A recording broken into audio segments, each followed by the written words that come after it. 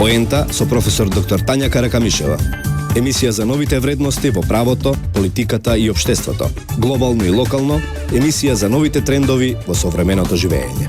Вторник од 17 до 18 часот на Радио Слободна Македонија.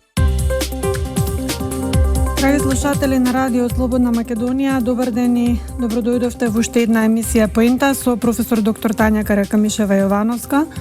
Како и секој вторник, така и денес во улога на уредник и водител на оваа моја и ваша емисија. Денешната емисија насловив со наслов Магарешка сенка, според познатата Езопова приказна, затоа што имам чувство дека македонската политика се повеќе наликува на оваа позната приказна. И за оние што не ја знаат, за оние што не ја чуле досега, ќе се обидам накусо да ја парафразирам приказната.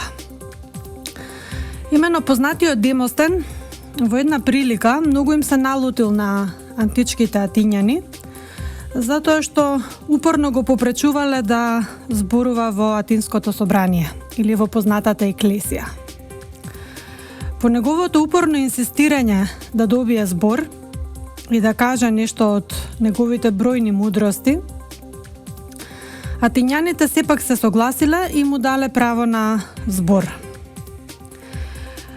Мудриот Демостен, наместо да се осврне на политичката состојба во Атина и да зборува за прашања кои што се поврзани со актуелната политика во Атина, како што нели сите мислеле и очекувале од мудрецот, Демостен наместо тоа започнал да ја раскажува Езоповата приказна. Таа Езопова приказна оди вака. Еден млад човек изнајмил магаре за да легне под неговата сенка и да се спаси од силните сончеви зраци. Кога го видел собственикот на магарето, собственикот побрзал да му го земе со образложение дека изнајмувањето на магарето не значело и изнајмување на неговата сенка. По вака раскажаниот заплет, Демостен ја запрел приказната, замолчал и бавно се упатил кон излезот на собранието да си оди. Но кога представниците на собранието виделе дека Демостен тргнал да си оди, без да ја заврши приказната, почнале силно да викаат: „Еј, Демостене, врати се назад! Врати се назад и раскажи ја приказната до крај!“ Демостен застанал, се завртел кон представниците во собранието и им рекол: „Аха, така значи, за сенката на магарето многу сакате да слушате, а не сакате да слушате кога ви зборувам за сериозни работи што силно ја засегнуваат Атина.“ Зошто токму оваа асоциација со нашата политичка реалност? Би кажала од повеќе причини, меѓутоа првата и најсилна асоциација ја поврзувам со македонската опозиција, нормално начело со Социјалдемократскиот сојуз, кој што еве конечно се приграби до магарето и до неговата сенка. Пустите што се направија да се дограбаат до неколку министерски фотели. Подготвени беа и се уште се подготвени да ја продадат цела држава со македонскиот народ, само и само да дојдат на власт без изборен легитимитет. Се потепаа викајки по пресконференции, буквално воајерски и болно се обидуваат да го изместат системот од нормалната лента на движење во некако виртуелен свет на незаконски прислушувани материјали и упорно да не убедуваат дека тоа е вистинскиот свет, а не ово што го живееме денес. Од петни жили, со многу странски пари, ама речиси без никаков успех, се обидоа да направат граѓанска мобилизација насочена кон рушење на, според нивните видувања, режимот на Груевски. Пустите чевлите ги искинаа, шетајки од една до друга амбасада, нудејќи им се на странците како подобар партнер во политиката, како поконструктивен фактор од ВМРО ДПМНЕ во реализацијата особено на оние дамнешни идеи на албанците во Република Македонија. И додека СДСМ работеше и се уште работи на процесот на целосна деконструкција на политичкиот и економскиот систем во Република Македонија, но богами и на правниот систем, на целосно уништување на институциите на системот и на процесот на целосно празнење и омаловажување на македонските институции, како и обезличување на Република Македонија како држава. Од друга страна, ВМРО ДПМНЕ има сериозно тешка задача. Оваа партија, како и коалицијата во која што оваа партија ја предводи, има обврска едновремено да ги санира сите политички штети кои што опозицијата ги прави и ги правеше во изминатиот период, но исто така има и обврска неуморно да ги разработува економските капацитети, но и да ги спроведува економските политики кои што им ги вети на граѓаните на Република Македонија.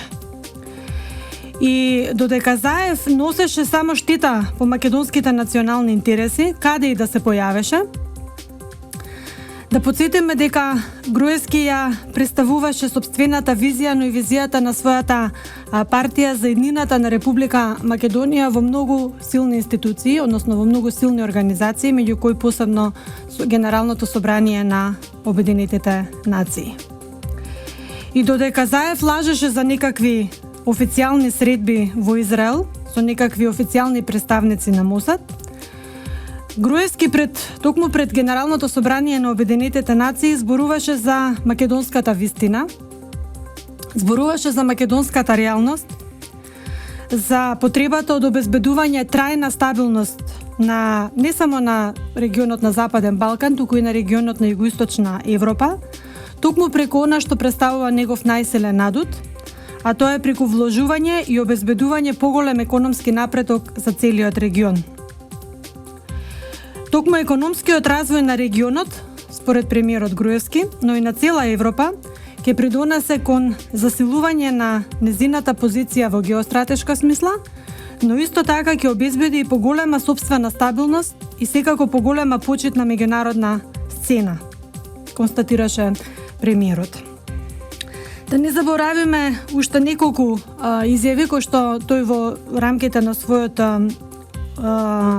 визионерски говор во Обединетите нации ги има кажано, меѓу кои што јас сакам да ги потенцирам посебно две. Според премиерот, сите ние треба да се стремиме кон реализација на крупни економски инфраструктурни проекти, кои ќе опфаќаат поголем број на држави и со чија што имплементација следствено ќе се влијае на зголемување на бруто домашниот производ на сите земји од регионот и ќе се обезбеди отворање на десетици илјади нови работни места. Тоа е она што представува реална визија и реална политика, која што еден премиер треба и еден сериозен политичар треба да ја има на ум кога зборува за политичките предизвици, но и за суштинските приоритети на секоја една политика, вклучувајќи ја и македонската. И додека премиерот зборуваше за визијата не само на Македонија, туку и за визијата на регионот на Југоисточна Европа, Заев не криеше дека, цитирам, ставот на СДСМ за името Република Македонија е многу јасен. За СДСМ е прифатливо име со географска одредница. Наместо овој став и ова непатриотска реченица, Груевски ќе каже, токму во говорот пред Обединетите нации: решавањето на разликите со нашиот јужен сосед е наш приоритет во рамките на границите на резолуциите на Обединетите нации и согласно меѓународното право, кои го дефинираат решението што е предмет на разговори и взаемно прифатливото решение. Наместо анблок кажување дека име со географска одредница е прифатливо за нашата држава, премиерот Груевски многу јасно им докажа на сите граѓани во светот, меѓутоа посебно на нашите соседи, дека решението може да се бара само и во рамките на границите на резолуциите на Обединетите нации и согласно меѓународното право. Нашата позиција е добро позната и таа е во контекст на реалноста, ќе констатира премиерот. Ние сме македонци, говориме македонски јазик и живееме во држава со уставно име Република Македонија. Меѓународното право треба да се почитува од сите и во сите случаи, а не наменски. Од тука и одлуката на Меѓународниот суд на правдата, донесена во корист на Република Македонија, треба да се почитува од сите членки на оваа организација, особено затоа што тоа е суд кој што е основан од Обединетите нации и треба да е гарант на спроведување на правдата и на билатералните договори склучени под покровителство на Обединетите нации. Во спротивно, ќе заклучи премиерот, довербата во светската организација и незините тела и органи ќе опаѓа. И додека Заев преку своите партиски и медиумски измеќари јавно им се додворуваше на албанците и се уште им се додворува, дека всушност не постои никаков проблем албанскиот јазик да стане втор службен јазик на територијата на цела држава, дека не е проблем сите основци да учат без разлика дали живеат во Струмица, во Гевгелија, во Валандово, во Велес. Не е проблем да учат албански јазик уште од прво оделение. Дека не е проблем за него во Република Македонија албанец да добие ротирачко премиерско место дури и на секоја година, како што тоа го предложи професорот Фрчковски, без притоа да му објасни на народот што гласа всушност и што ги избира политиките, како е тоа уставно правно возможно. И додека сите овие случувања и пазарења се остваруваа на теренот на Република Македонија, Груевски и ВМРО ДПМН постојано и упорно инсистираа да се врати разумот во политиката и да се демаскираат сите овие ветувања, големи ветувања на СДСМ, преку всушност најсилната порака во политиката пред која и странските амбасадори видовме дека занемеа. Таа силна порака која што всушност е разумот во политиката е дека народот одлучува за Република Македонија и дека никој не може да побегне од народот. Дека народот е тој што одлучува за оваа држава. Треба да се верува во одлуките на народот. Треба да се верува дека народот прави вистински избор. И затоа, според зборовите на премиерот Груевски, веруваме дека тој и во иднина ќе направи правилен избор. Затоа е важно да се одржат избори што е можно побрзо, за да народот може да си ја донесе својата одлука и да каже кому му верува за понатаму во политиката. Народот знае да препознае што се политички игри и интриги, што е нечесен начин и обид за доаѓање на власт, а што е работење, правење проекти, дела, реформи, отварање нови работни места. Имено колку и СДСМ да се труди народот да го сведе на обично магаре, и повторно се враќам на темата на емисијата, значи колку и да се труди народот да го сведе на обично магаре, што бесконечно ќе го товари за своји потреби и заради себичното задоволување на своите болни амбиции и суети, едноставно никако не може да им појде од рака. Никако народот да се согласи да биде магаре. Никако да им појде од рака македонската душа или македонските души да ги продадат на сатаната. На колку и министерски фотели да сакаат да се накачат во овој така наречен преоден период, што намерно си го смислија за да покажат некаква политичка сила пред народот, на крај, токму народот, тој народ кој што тие сакаат да го направат магаре, на 24 април 2016 година со задоволство ќе им го покаже нивното вистинско место во политиката. Јас сум убедена дека кога реки народ ќе излезат од сите страни да одлучат кој е кој во оваа наша држава, Република Македонија, кога нема да успее ниту еден промил од веќе спакуваниот план за така наречено масовно перење на македонските мозоци и за нивно трансформирање во нешто што никогаш не биле, ниту може да бидат, кога ќе излезе на површина македонскиот потиснат гнев од сето ова што сега го трпи македонскиот народ, а при тоа знае дека вештачки му се наметна како судбина да лула разноразни недоносени и неотесани политичари, е тогаш кога народот ќе згрми и ќе го каже својот последен збор, дури тогаш не знам кај ќе им биде крајот на сите сега многу славни фотељаши, удбаши, петоколонаши, отпораши. Зад кое ли магаре, тогаш ќе се скријат. Толку за магарешката сенка и за магарето. Сега одиме на темата на денот. Прашањето кое што детално го елаборирав минатиот вторник, а поврзано со денес соопштената условена препорака на Европската комисија за Република Македонија. При тоа сакам да напоменам дека условеноста во Европската Унија се разликува од онаа условеност која што, например, постои во други меѓународни организации, како што се, например, Светска банка, Меѓународен монетарен фонд. Иако, би рекла, овој принцип се врзува за политики кои што се тесно поврзани со процесот на проширување и главно се однесуваат на европски институции версус држава кандидатка за членство која што треба да влезе во Европската Унија.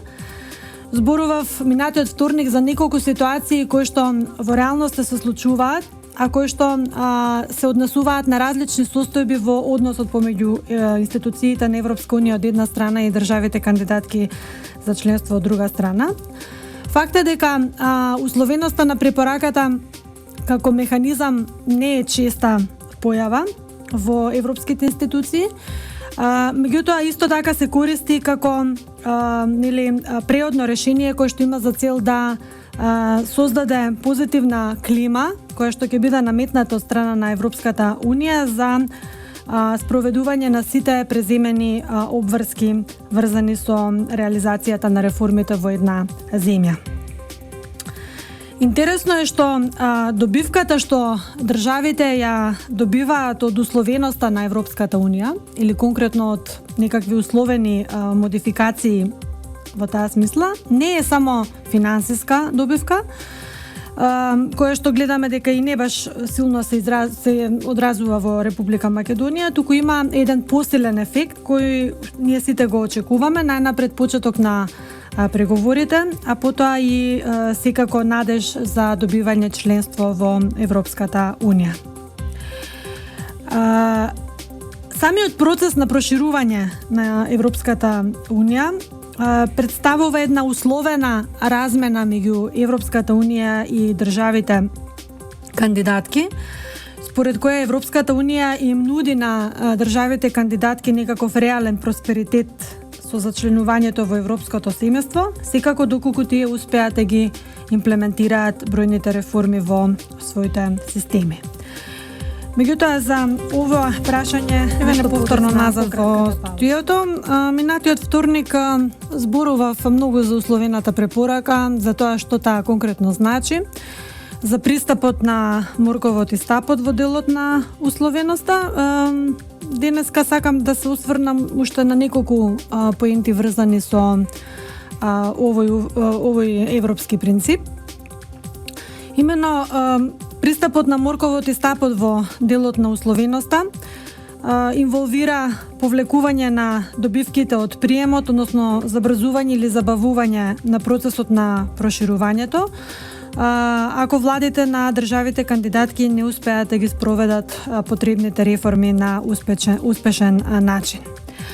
Имено, ако Европската Унија одговори на барањето на државата кандидатка со отворање на преговорите за почеток на преговорите, тогаш тоа, иако крајно условено, создава одредено очекување дека државата кандидатка во одреден момент ќе се приклучи кон Европската Унија. И тоа ќе се случи тогаш кога државата ќе ги задоволи потребните услови за прием во Европската Унија. Секако дека тоа ќе се врзе и со одредени добивки од членството во Унијата. Тие добивки од членството во Унијата, без разлика дали се поврзани со забрзување на економскиот развој на државата, со зголемување на националната сигурност или поттикнување, односно зголемување на нивото на политичка стабилност во државата, секако дека формираат одредена движечка енергија за менаџирање и остварување на домашните реформи во рамките на секоја држава кандидатка посебно. Притоа е сосема јасно дека на власта во државите кандидатки е потребно да биде убедена дека во одреден временски период државата ќе се приклучи кон Унијата, бидејќи во спротивно, доколку не постои надеж дека тоа ќе се случи, постојат малку причини зошто таа влада да ги продолжи домашните реформи. Од тука и самата Европска Унија треба да обезбедува многу појасни сигнали, да дава многу појасни позиции или да укажува на одредени состојби на многу појасен и попрецизен начин. Поради фактот што сите реформи кои што се прават во конкретна држава доведуваат до одредено намалување на популарноста на владата на таа држава, затоа што јасно е дека реформите се врзани со преземање на одредени непопуларни мерки, што самото по себе предизвикува и одредени консеквенции врз рейтингот на владата, што значи дека реформите кои што се наметнуваат од една страна како нужност на Унијата за спроведување на одредени длабоки резови во системот, се поврзани и со одредена добивка која што владата ја очекува од страна на Унијата, секако дали старт на преговори, дали членство во Унијата. Така што потребно е да постои правопропорционален однос во овие релации и потребно е да постои пријателски, коректен, но и партнерски однос во овие релации. Релација Европска Унија држава кандидатка. Сосема е јасно дека Европската Унија преферира да има стабилни демократски држави во своето соседство, но исто така е јасно дека процесот на проширување полека но сигурно како да го губи приоритетот во Европската Унија, покрај тоа што еврокомесарот Хан денеска посебно нагласи дека процесот на проширување не е закочен и дека Унијата и натаму е посветена кон засилување на овие процеси, без разлика на сите предизвици со кои што се соочува Унијата, но и земјите членки, особено со мигрантската криза, но и со одредени економски проблеми, што Унијата несомнено ги има. Така што Европската Унија секако дека има и план Б, значи не е само процес на проширување. Уште 2006 година германската канцеларка Ангела Меркел укажа на тоа дека особено на земјите во Западен Балкан може да се спроведи онаа стратегија на реформирани земји или реформирани сателити, со кои што Европската Унија ќе има добри односи, ќе имаат конструктивни односи на соработка, но тие нема да влезат во европското семејство со полноправен статус. Потребно е Европската Унија целосно да се изјасни за процесот на проширување на фер и на искрен начин, а не само преку одредени фрази кои што постојано ги користи, кои што во суштина и во реалноста не значат многу. Треба да се каже дека играта буквалната игра која што се одвива помеѓу Европската унија и владите на државите кандидатки или државите аспирантки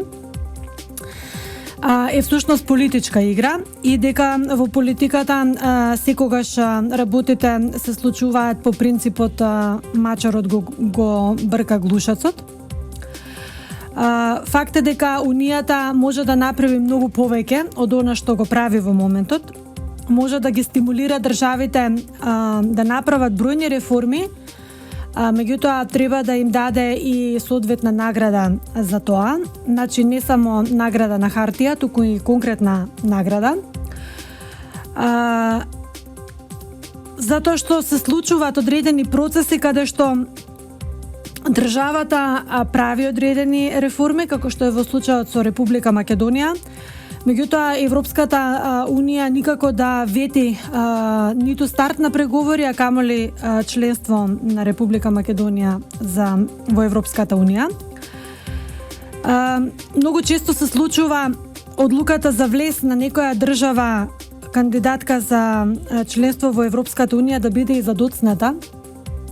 Всушност, во одредени ситуации таа може да се пролонгира за неколку години, а при тоа да не се понуди никакво соодветно решение како тампон зона во меѓувреме. Гледаме што се случува со Република Турција и со незината веќе децениска состојба на статус кво кога се работи за односот помеѓу неа и Европската унија. Токму затоа е потребно да се зборува за континуитетот на процесот на проширувањето. Европската унија навистина мора отворено и сосема честно да каже својата намера во врска со процесот на проширување. И исто така Европската унија кога бара одредени реформи треба да даде и соодветна награда за спроведување на реформите. Соодветната награда ја гледам конкретно за Република Македонија со давање на почеток за старт на преговорите. Тоа е најмалку што може да го даде. А од друга страна може да даде и паралелно решавање на процесот на спорот, да кажеме, со Република Грција или што Грција го има со нашето уставно име, паралелно да се решава заедно со почетокот на преговорите, односно отварањето и затварањето на поглавијата. Ми кажуваат од режија дека е време да направиме кратка пауза, меѓутоа вие секако останете со нас. Да, еве неповторно назад застанавме во објаснување на играта помеѓу Европската унија од една страна и владите на државите кои што сакаат да станат членки на Европската унија. Навистина таа политичка игра трае навистина неограничен број на рунди, во кои фактички двете страни се согласни дека имаат голем број на обврски и дека истите мораат да ги реализираат. Меѓутоа, повторно ќе кажам, двете страни се согласни дека имаат голем број на обврски. Се смета дека најголем степен на намалување на самата ефикасност на условеноста настапува во оној момент кога Европската унија ќе го објави датумот за прием на државата во незиното семејство. И всушност од тој момент согласноста се заснува врз други механизми, а не врз принципот на условеност. Се дотогаш условеноста е клучниот принцип кој што го употребува Европската унија за да едноставно ги наметне своите политики, особено врз реформаторскиот, би рекла, капацитет на државите и да се прилагодат истите кон она што представува европски стандард во секоја сфера. Дури одредени теоретичари ги објаснуваат односите и релациите меѓу Европската унија и владите на државите кандидатки преку играта на две личности, во која што тие имаат две опции. Првата опција е да го продолжат остварувањето на соработката, а втората опција е секако понеприфатлива да се откажат од самата таа политичка игра и да се откажат од членството во Европската унија. Опцијата на откажување може да биде доста реалистична и доколку и самата Европска Унија сака да го наметне, да ја наметне оваа опција како поприфатлива за себе. Односно, доколку Европската Унија не сака да дозволи приклучување на уште некоја држава во своите редови. И токму поради тоа многу е битно да Европската Унија дава, испраќа искрени и честни сигнали, а особено да има прецизна слика и прецизна политика за тоа докаде и колку сака да го продолжува процесот на проширување. Од друга страна, и владата на земјата кандидатка може да ја промени сопствената позиција и наместо опцијата соработка да одлучи да се откаже од тој процес и да го зачува сопствениот суверенитет и да оди на алтернатива која што би рекла би била привилегирано партнерство или нешто слично во таа смисла. Меѓутоа, досега барем државите кандидатки се повеќе заинтересирани да им се реализира членството во Европската Унија. Иако интересна е денешната изјава на министерот за надворешни работи на Луксембург, кој што укажува на можноста за неколку месеци да отпочне процесот на распаѓање на Европската Унија. Овие сигнали не доаѓаат за прв пат од еден официјален представник на земја членка. Тие би рекла се многу се даваат од страна на бројни официјални представници, во минатото се дава, но и се уште дали индиректно или директно. Се зборува за можноста или некои земји, особено Обединетото кралство, да излезе од Европската Унија и со тоа фактички да сериозно се наштети врз проектот на Европската Унија. Постојат голем број на евроскептици во рамките на политичките партии на земјите членки кои се позасилено го туркаат проектот на редефинирање на позициите на Унијата и особено на незината внатрешна структура. Се нудат бројни алтернативи и сценарија за составување или редизајнирање на внатрешниот состав на Европската Унија. Но, како и да е, сето тоа е во најава или сето тоа е само во некакви изјави искажано, не е конкретно пренесено како политика. Меѓутоа секако за нас е битно да кажеме дека позитивниот однос за наше реформирање, сопствено реформирање и во таа смисла прифаќање на европските стандарди треба да го гледаме посебно преку наше внатрешно реформирање заради стекнување на економски придобивки во смисла на привлекување на што е можно поголем број странски инвеститори на кои секако ќе им бидат добродојдени тие европски стандарди и во економска смисла. Развој на нашата пазарна економија, меѓутоа ќе има и одредено влијание врз политичката стабилност, секако развојот на демократската стабилност на земјата и ефикасност на системот и на институциите на системот. Република Македонија овој период може да го искористи и во насока на имплементирање на оваа така наречена реформска стратегија, која што е всушност и дел од владината програма со која што минатата година ВМРО-ДПМН ја освои изборна победа. Нормално заради забрзување на процесите на модернизација и реформи на нашите домашни институции, на нашите домашни политики. Нормално се поставува прашањето каде е Република Македонија во овој процес и што може да се очекува во иднина од дадените, а не реализирани препораки на Европската комисија. Како што веќе кажав минатиот вторник, 6 последователни позитивни препораки на Европската комисија за почеток на преговорите, вклучувајќи и ова денешнава условена препорака. Не дадоа, ниту пак ќе дадат некаков спектакуларен и реален ефект за нашата земја, поради, како што спомнав и минатиот вторник, добро познатиот спор што Република Грција го има со нашето уставно име, повеќе од 2 децении, јас би рекла и историски и вековно би рекла. Овој спор е во статус-кво позиција и како што денеска во извештајот на Европската комисија е споменато, се инсистира од Република Македонија овој спор што е можно побрзо да се надмине, без при тоа да се каже како тоа европјаните го замислуваат.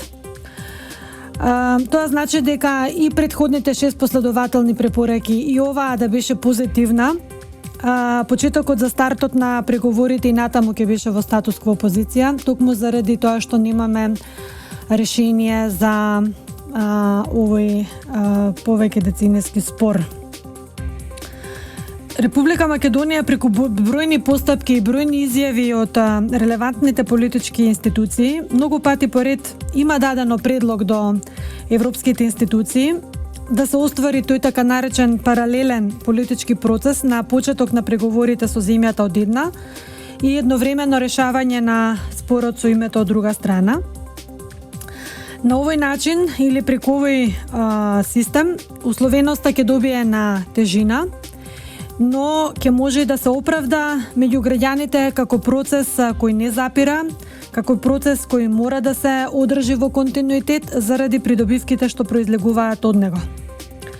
Со европската условеност кон Република Македонија, без при тоа да вети ништо конкретно во полза на македонските граѓани, работите не одат баш во најдобра насока и јас би рекла дури дека одат и во надолна линија, бидејќи поддршката што македонските граѓани ја има за Европската Унија до пред само неколку години веќе драматично започна да опаѓа, а европскиот ентузијазам кој што беше присутен во неколку години изминати, веќе полека но сигурно меѓу граѓаните се трансформира во евроскептицизам, не само заради релациите Европска Унија Република Македонија, туку и глобално заради негативните процеси што тлеат во Европската Унија, дополнително подпомогнати со мигрантската криза и економските проблеми што кризата ќе ги предизвика во годините што доаѓаат. За овие проблеми останете после паузата со уште 10 минути до крајот на емисијата. Последниве помалку од 10 минути до крајот на емисијата би сакала да ги посветам на проблемите со кои што се соочува Европската Унија веќе толку очигледно и толку видливо за сите граѓани на Европа. Фактот дека европскиот тренд не е во полза на проширување на Унијата, а уште помалку е позитивен и поволен за земјите што се членки на Унијата. Постои големо незадоволство од мигрантската криза, што веќе сериозно се чувствува кај националното население на земјите членки на Унијата, што сериозно го подкопува и легитимитетот на самиот проект на Европската Унија и нормално сериозно се одразува врз политиките што националните власти ги преземаат надвор од контролата на европските институции. Еве, денес имаме најава дека Словенија сериозно размислува да затвори границата кон Хрватска за пропуск на мигрантите. Тоа значи дека секоја земја членка на Унијата веќе има сериозен национален проблем, меѓутоа и сериозни преземање на сериозни национални мерки во насока на стопирање на напливот на мигрантите што секојдневно доаѓаат и на нашата граница, меѓутоа нормално одат и кон север. Така што се повеќе се активираат националните институции и националните власти во одбрана на сопствената територија, во одбрана на сопствениот суверенитет и ако сакате сопствената безбедност и сигурност. Во таа смисла заемната европска политика која што се подготвува или која што веќе е спремна во рамките на европските институции, некако како да не вродува со плод или тешко вродува со плод, бидејќи неколку земји членки не ги прифаќаат решенијата од таа политика. Например, соодветна и правична, би рекла, распределба на мигрантите според големината на државата и според нивната економска состојба. Гледаме дека секоја држава поединечно почнува да презема мерки што нив им одговара, што им одговара пред се на националното население, а не на Европската Унија. најавите за затворање на границите како најнеприфатлива и најнепожелна мерка во однос на бегалската криза во Европската Унија веќе како да станува стандард. Исто така постои отпор од земјите кои однапред утврдената бројка на мигранти што секоја од нив треба да ја прими на својата територија, постои се посериозен отпор од националните власти, но и посериозен отпор од националното население. Потука се поставува прашањето каде е тука европската солидарност и ако сакаме каде е тука униформниот пристап во решавањето на проблемот што ги засегнува сите земји членки на Европската Унија подеднакво. И Република Македонија, без разлика што не е земја членка на Европската Унија, исто така се соочува со последиците од големата бегалска криза. И покрај големите најави за европска помош, Република Македонија се уште во најголем дел самостојно и на свој грб се справува со последиците од бегалската криза. Постојат одредени европски иницијативи за помош на регионот зафатен со бегалскиот бран, но сепак генерално земено тие не се ни оддалеку доволни за да се надменат проблемите што секојдневно ги има нашата земја по однос на ова прашање. Најмалку што Европската Унија може да направи за Република Македонија е да се започнат преговорите со нашата земја, зашто постои добра волја и од страна на Европскиот парламент, но и од оние пријатели на Република Македонија кои што лобираат во интерес на нашата земја, за да може да ги оствари оние приоритетни чекори кои што се зацртани од наша страна во рамките на Европската Унија. Убаво доаѓа нормално кога гледаме дека Република Македонија има европски пријатели кои работат во интерес на тоа Република Македонија да ги започне преговорите веднаш, а не по одржување на изборите. Во таа смисла, денеска слушнав изјави од неколку европски пратеници кои што лобираа во таа насока, кои дадоа изјава во Комитетот за надворешни работи на Европскиот парламент, со кој што фактички тие поздравија новата условена препорака за Република Македонија, но едновремено побараа итно отварање на преговорите без да се чекаат изборите во април. Во оваа смисла сакам да ја потенцирам изјавата на европскиот пратеник Чарлс Тенок од редовите на партијата на европските конзервативци и реформисти, кој денес изјави дека постојат сериозни закани за стабилноста на Република Македонија, кои што не се врзуваат само со политичката криза, туку и со се поевидентниот бегалски бран кој што поминува од преку територијата на Република Македонија и се движи нагоре. Земјата, како што потенцира Чарлс, заслужува отворање на преговорите за членство во Европската Унија, нешто што досега Европската комисија 6 пати поред го препорачува, но еве гледаме дека не ги отвара преговорите за Република Македонија, што секако може сериозно да влијае врз стабилноста на земјата, но и врз стабилноста во односите помеѓу заедниците, тука мисли на етничките заедници во земјата. Во овој контекст е изјавата на известувачот за Република Македонија до Европскиот парламент Иво Вајгл, кој истакна дека проширувањето на Европската Унија не е популарно прашање, посебно сега кога Унијата се соочува со бројни други предизвици, но дека токму бегалската криза покажала дека на земјите долж балканската рута мора да им се изрази многу поголем знак на почит. Според него, многу е лесно и поедноставно балканските земји да се критикуваат, отколку да се разберат со сите оние предизвици и маки со кои што се соочуваат. И во таа смисла во однос на Република Македонија, Вајгел ки истакна дека е важно Македонија да ги преземе сите обврски што произлегуваат од договорот од Пржино, но е важно од друга страна и Европската комисија да ги спроведе своите обврски кои што ги презала кон Република Македонија. Во таа смисла го апострофираше изјавата на комесарот Хан, дека даде условна согласност на земјата за почеток на преговори за членство во Европската Унија.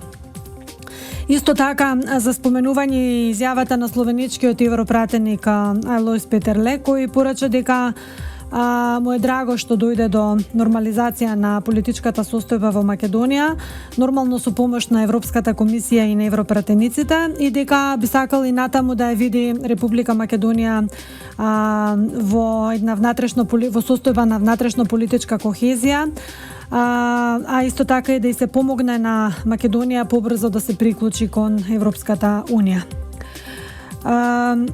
Исто така, за поздравување и изјавата на Кристијан Дампреда од Европската народна партија, кој рече дека политичката криза во Турција и во Република Македонија покажала дека има потреба од посилно присуство на Европската Унија во овие две земји. Тука е изјавата на Ричард Ховит од Европските социјалисти и демократи, кој порача дека токму она што го кажав пред малку, дека Европската Унија треба да им понуди свежи пари на земјите од Балканот за справување со бегалската криза, а не само да прераспределува стари пари од стари фондови кои што се неискористени од страна на земјите кандидатки за членство. Исто така би сакала да се осврнам на изјавата на комесарот Хан, кога го представуваше извештајот за Република Македонија во годишниот извештај на Република Македонија.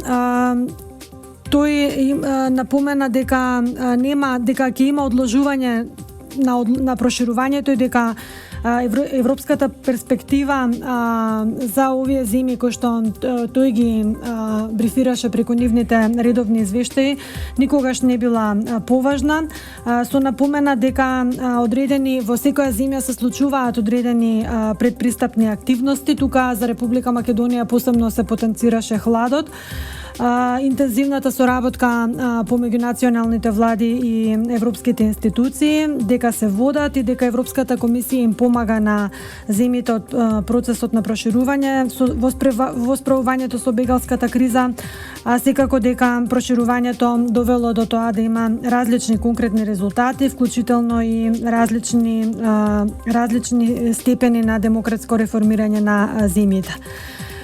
При тоа Хан посочи дека пакетот за проширување содржи низ елементи за обврски кои што треба да се преземат во наредните 4 години од неговиот мандат, при што се осигурани и одредени појасни насоки на земјите за тоа каде да се насочат во годините што се пред нас.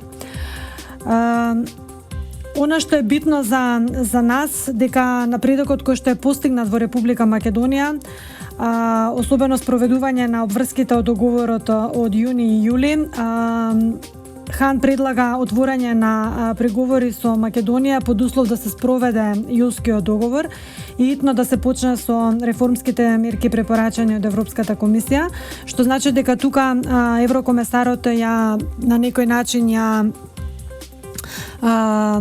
заговара идејата за отварање на преговорите, меѓутоа се уште е тоа многу далеко од конкретно реализирање заради веќе познатите проблеми и други проблеми кои што ги имаме во тој процес на почеток на преговарање.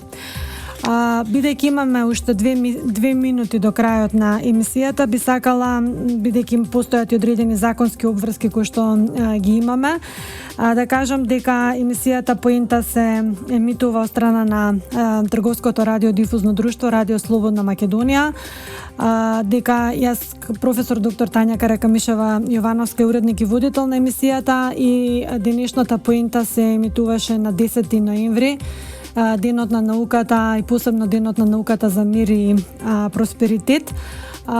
Посебно ми е задоволство што денешната емисија се води токму на овој ден и дека би сакала само на крајот на емисијата да ви посакам да имате убаво попладне, до слушање наредниот вторник, секако со нова тема, со нови информации кои што ќе бидат поврзани со правно-политичката состојба во земјата. Се надевам дека тоа ќе бидат позитивни информации, а не негативни како што сме научени да ги слушаме, да ги гледаме. Поздрав и се слушаме до наредниот вторник. Поента со професор доктор Тања Каракамишева. Емисија за новите вредности во правото, политиката и општеството, глобално и локално, емисија за новите трендови во современото живеење. Вторник од 17 до 18 часот